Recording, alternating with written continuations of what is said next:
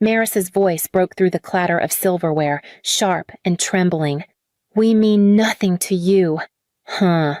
Her eyes welled with tears, her hand clutching the edge of the table as if grief alone would keep her upright. Ophelia leaned forward, chin tight, lips pursed in judgment. "God, Seraphina, you're cold. A daughter doesn't treat her family this way." Dorian didn't raise his voice. He never did. Instead, he gave that slow, deliberate shake of his head, the kind that always carried more weight than words. The disappointment in his eyes felt heavier than the sigh that followed. I sat back in my chair, steadying my breath. For years, I had swallowed moments like this, pretending silence was peace. But tonight, their script unraveled. My hand slid into my bag, fingers closing around the phone I had tucked there hours earlier. I drew it out and placed it on the table with deliberate care. Maris sniffled, confusion flashing in her eyes.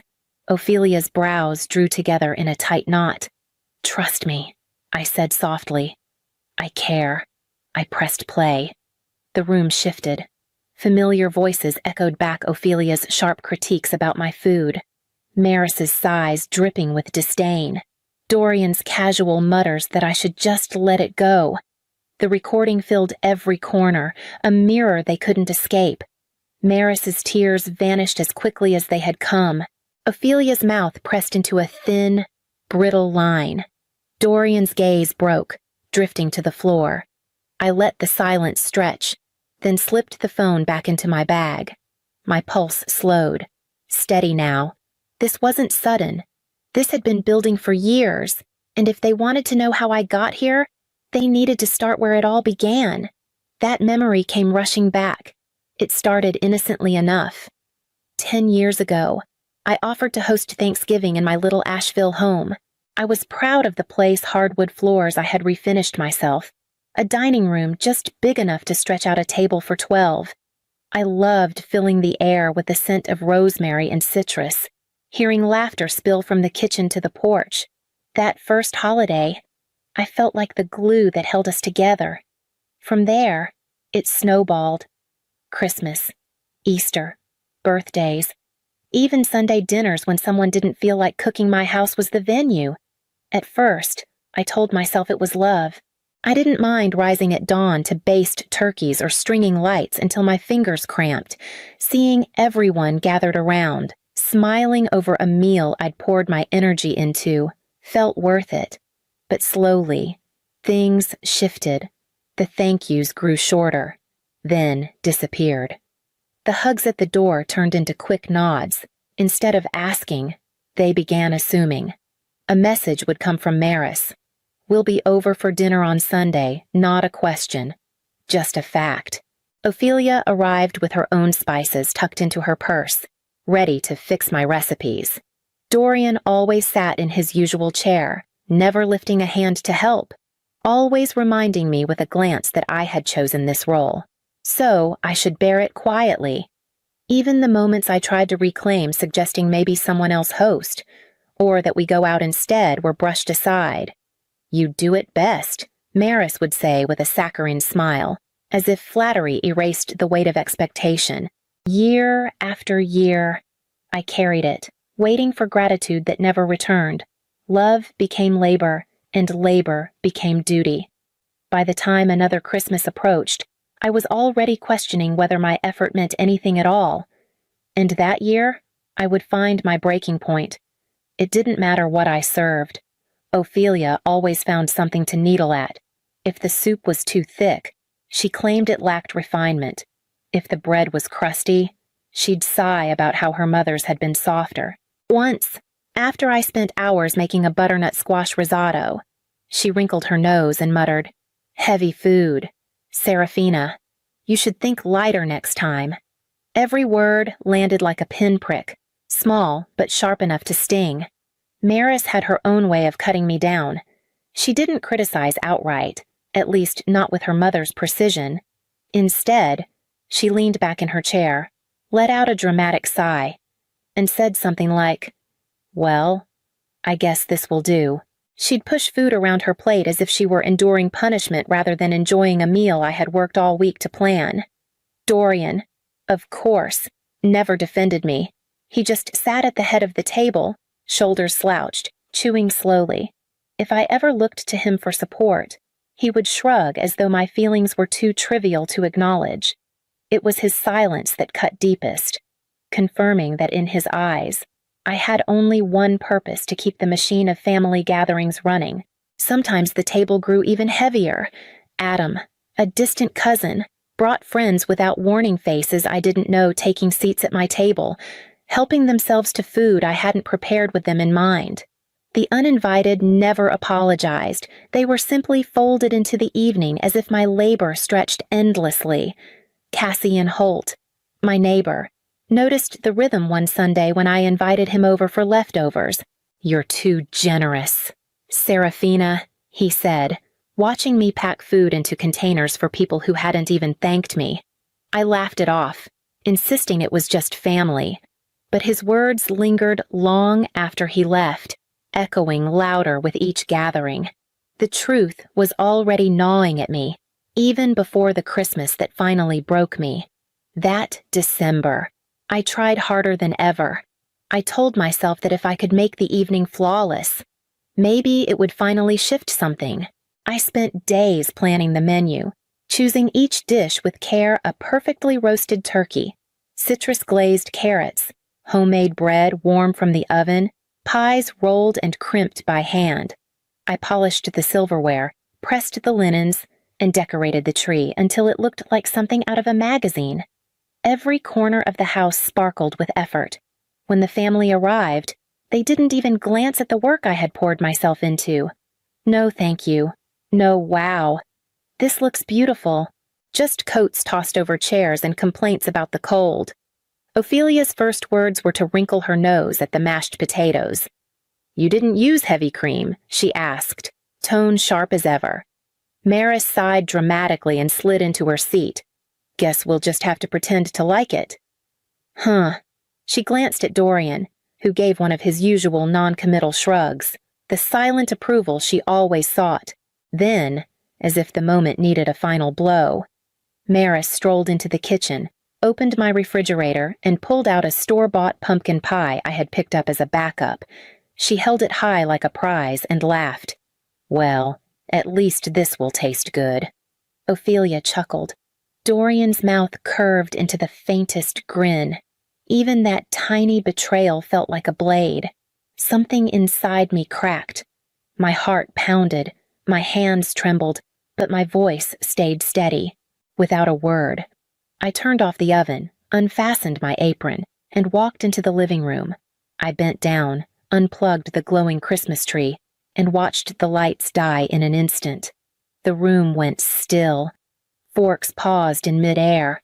Maris blinked, startled, her smugness faltering. "What are you doing?" she whispered. I looked at her, then at all of them. "I'm done," I said. "I'm not hosting anymore. Ever." The silence that followed was heavier than all the years of criticism combined, pressing into every corner of the house. And in that silence, I knew there would be no turning back. The silence after my declaration lasted only a breath before Maris's voice rose again, dripping with false sorrow. "So that's it. We mean nothing to you. After everything, you're just going to walk away." Her tears looked rehearsed, her voice too sharp to be genuine.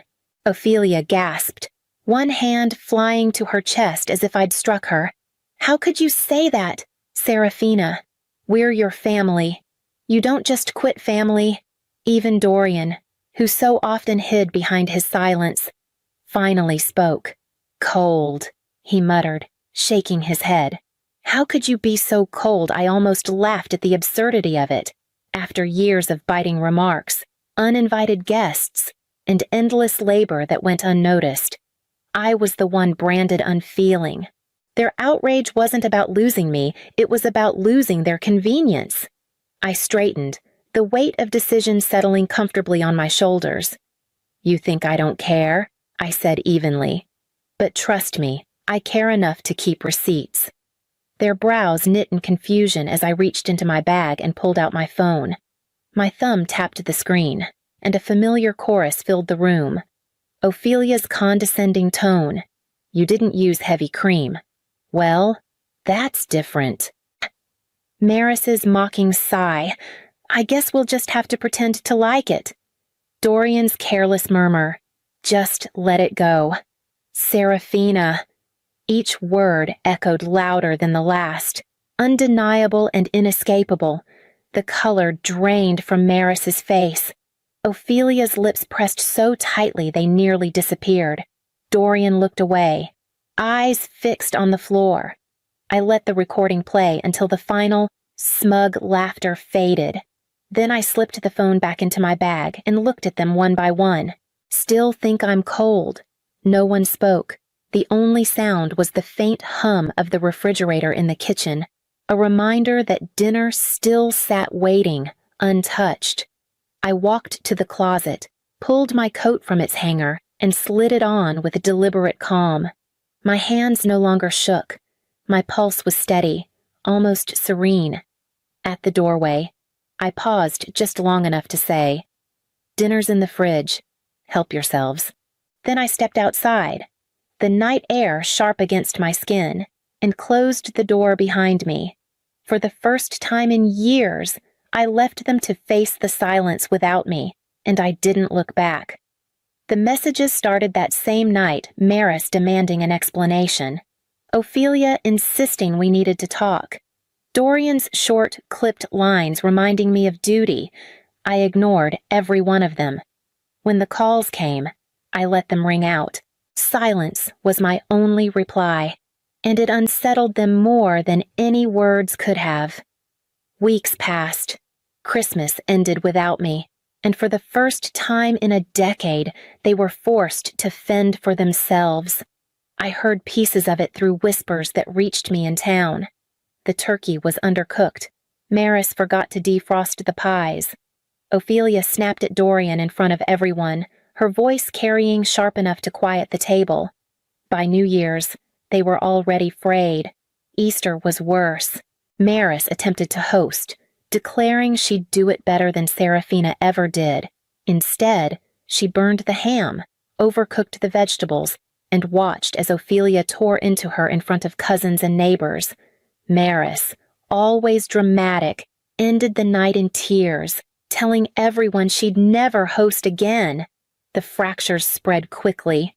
Ophelia took her turn, trying to show she was still the matriarch who could hold it all together. She forgot to set the table properly, and Dorian muttered about it within earshot of the guests. Maris mocked her cooking with the same biting tone she once used on me. What once was casual cruelty toward me became weapons they turned on each other. I didn't lift a finger. I spent those months pouring energy into my work, walking by the river in the evenings, even sharing coffee with Cassian now and then. One afternoon, when I told him about the messages I still ignored, he smiled faintly and said, "You taught them respect by absence. Sometimes silence is louder than any fight." And he was right. For once, they were forced to see what life looked like without me holding everything together. It didn't stop them from trying to pull me back in, though. The first attempt came on a gray afternoon, when Ophelia reached out with an invitation of her own. Ophelia chose a small cafe downtown, one of those places with chipped teacups and quiet corners. She was already there when I arrived, stirring her tea with slow, practiced grace. Her smile was too sweet, her eyes sharp as glass. "Thank you for coming," she began, as if I had agreed to something noble. I only nodded, waiting. She wasted no time. "I was thinking, maybe you could host Christmas again this year. I know you needed a break, but you've had time now, haven't you?" I almost laughed. After everything, she was still framing it as if hosting was a privilege she bestowed on me. "No," I said simply. Her smile froze. A flicker of something ugly crossed her face before she smoothed it over. "Serafina, we're family, and family makes sacrifices. The children always loved coming to your house. Her voice softened on that last part. A needle meant to pierce my heart. I leaned forward. I sacrificed enough. I cooked, cleaned, decorated, and listened to all of you insult me. I don't owe you another holiday. Her lips pressed thin. She muttered something about misunderstanding, then quickly changed the subject, pretending we were just catching up. I let her. But I knew the game wasn't over. That night, Dorian came home pale, asking why I'd been so cruel to her. Apparently, Ophelia had called him crying, spinning the meeting into another tale of my coldness. I didn't argue. Instead, I pulled out my phone, opened the recording I'd made at the cafe, and pressed play. Her own voice filled the room. Family means sacrifice. The children loved your house. Every manipulative note rang clear. Dorian sank into his chair, silent. Ophelia's mask had cracked again, and yet, even stripped bare, she wasn't finished. I knew something was wrong the moment I pulled into the driveway. Ophelia's car sat crooked near the porch. Maris's sedan pressed close behind it. The blinds in the front window were parted just enough to tell me they'd been watching for me. When I opened the door, the three of them were already seated in my living room as if they owned it. Maris perched on the edge of the couch, eyes red but defiant. Ophelia sat with her legs crossed, hands folded in her lap like a queen on her throne. Dorian lingered in the armchair, his shoulders heavy, his face unreadable. "We can't keep doing this," Maris started, her voice wavering. "You're punishing us. Punishing you." I set my bag down, my voice flat. "For what? For having to host your own dinners." Ophelia leaned forward, her eyes sharp.